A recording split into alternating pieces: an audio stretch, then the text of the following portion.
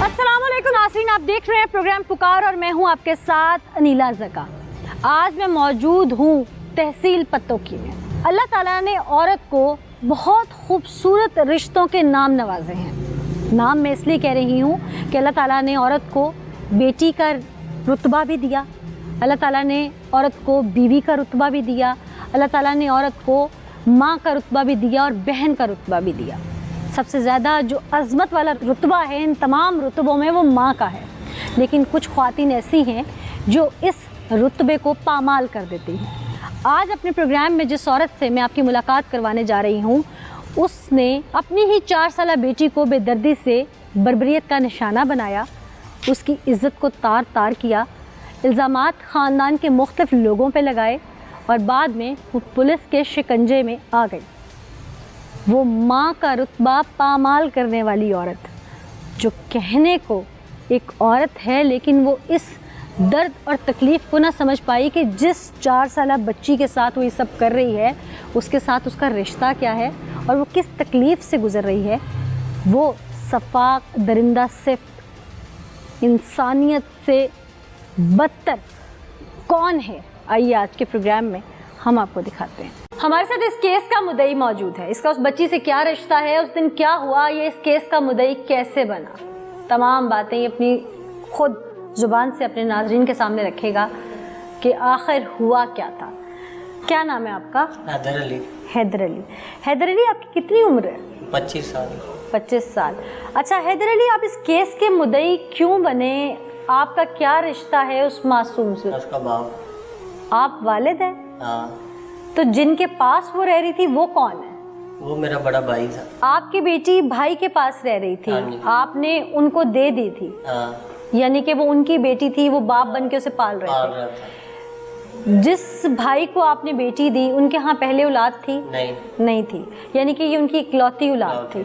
तो जिस भाभी यानी आपकी भाभी, हाँ। जिसकी गोद में आपने अपनी बेटी डाली और वो माँ बन के उसे पाल रही थी, हाँ। उसी पे आपको शक क्यों हुआ और क्या हुआ था उस दिन? वो अपने मायके गई थी उसकी अपनी वालदा का पता लेने के लिए। ठीक है। तो वहाँ पे ये मसला उनसे हुआ है। कैसे मसला क्या हुआ, आपको कैसे पता चला? वो तो कॉल किसने की पुलिस को? कॉल लेके मेरा भाई हमारे घर पे पहुंचा, तो हम लोग उसे लेकर अस्पताल भागे। अगर हम लोग घंटा 1.5 घंटा ना लेके जाते उसको अस्पताल तो बच्ची मर सकती थी। पैम्पर लगा हुआ था उसको। अच्छा। पैम्पर जैसे वो हमारे बड़े भाई ने घर पे पहुंच के बताया, पैम्पर खोला है, पैम्पर खून से लगभग हुआ पड़ा है। पैम्पर आज भी मेरे पास पड़ा हुआ है।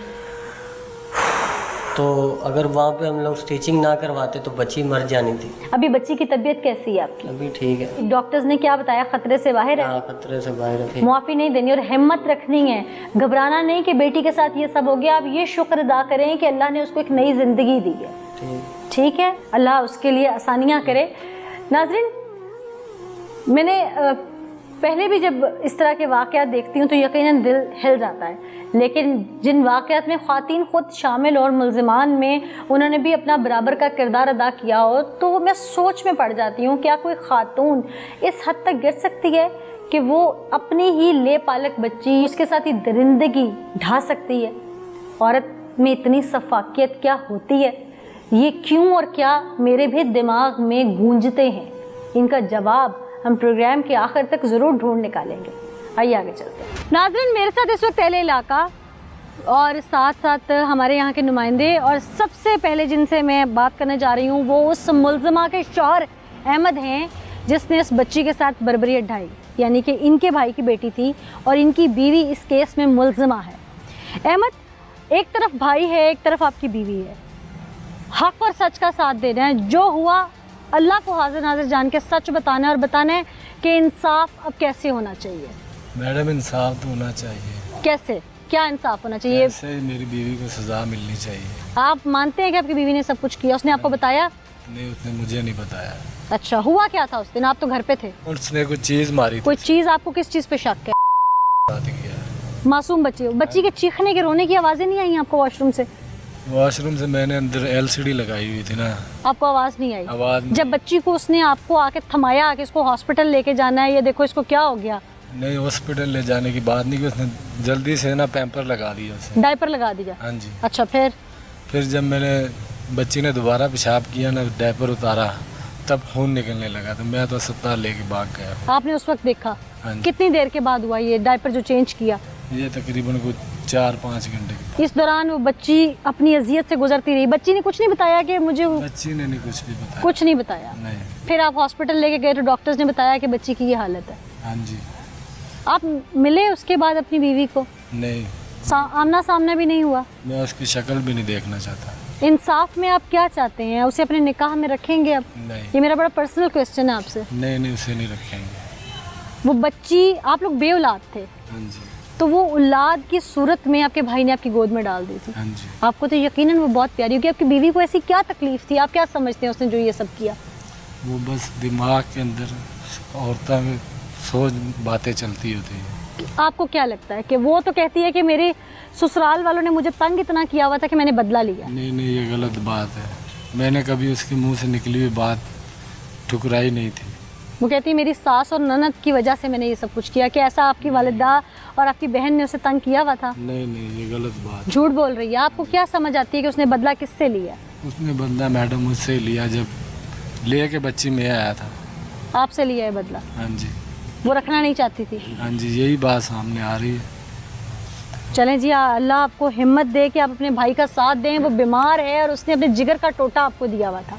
बेटियां बड़ी प्यारी होती हैं जी। हाँ जी। ठीक है, आपकी बीवी ने जो कुछ किया, कानून के मुताबिक उसे जो भी सज़ा मिले, अपने भाई का साथ ज़रूर दीजिएगा। ठीक है। उस मासूम भाई की तरफ मत देखिएगा, उस मासूम की तरफ देखिएगा जिसको इस वक्त कई स्टिचेस लग चुके हैं। हाँ जी। ऐसे ही है ना? हाँ जी।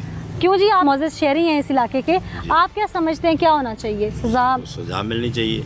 इस खातून ने ऐसा क्यों किया होगा? आपको कोई और बात, आपकी ख्वातीन घरों में आती जाती हैं, कुछ बताया उन्होंने कि इसके दिमाग में ऐसी कौन सी बात है? कई दफा मैं गया उनके रोले में पहले भी। अच्छा, किस चीज़ का रोला? बड़ा घर में 100 होते हैं ना मसले भी, सासू का बहू का हो गया। अच्छा। ऐसे होते हैं मसलन, तो इतना को खास नहीं था जितना इसने जुर्म कर दिया। तो इधर हमने जब उधर देखा तो हम लेके उधर गए थे, मैं भी इनके साथ गया था। फिर हम इधर आगे पत्तों की मैं मुतलका थाने में फ़ोन किया तो उधर से वो आ गए इंस्पेक्टर साहब। ये जो अभी खातून मुलज़मा है शकीला बीबी, ये क्या पहले भी कभी आपके घर की ख्वातीन ने बताया कि गुसीली है?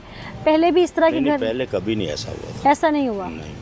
सही। तो मैं इनके कोई भी रोला मुझे बुलाते हैं, ये बुलाते हैं, आपको इज्जत देते हैं। हाँ जी। नियाज, आपने तो मौके पे जाके कवर किया इस पूरी स्टोरी को, मामला क्या था? मामला ये था कि हमें इतला मिली कि THU हॉस्पिटल में एक 4 साल बच्ची के साथ रेप हुआ है और मैं मौके पे पहुंचा और देखा कि बच्ची जो है वो खून से लथपथ थी और वहाँ उसका मेडिकल हुआ तो हमें पता चला कि उसके साथ हुआ है। और मेरी तहकीक के मुताबिक जो शकीला बीबी है ये अपने भाई को बचाने के लिए अपने ऊपर इल्ज़ाम ले रही है। आप ये समझते हैं? मेरी तहकीक के मुताबिक बच्ची 4 साल बच्ची उसके साथ जुल्म हुआ है और किया गया उसके साथ। आप समझते हैं कि शकीला ने ऐसा कुछ नहीं किया है? वो अपने भाई, उसके भाई ने सब कुछ किया क्योंकि वो मैके गई हुई थी बच्ची को लेके, और वो अपने मैके को बचाने के लिए सब कर रही है। जी ऐसा ही है। नाज़रीन, हमारे जो यहाँ के नुमाइंदा थे टीम पुकार के लिए इन्वेस्टिगेट करते हैं मैटर्स को, हमारे साथ मिलके उन्होंने भी सारे इस मामले को देखा, इलाके के लोगों ने देखा। सबसे बड़ी बात कि शकीला का अपना खामन मौजूद है जिसने ज़िंदगी गुजारी है उसके साथ। 6 साल का अरसा कोई कम अरसा नहीं होता,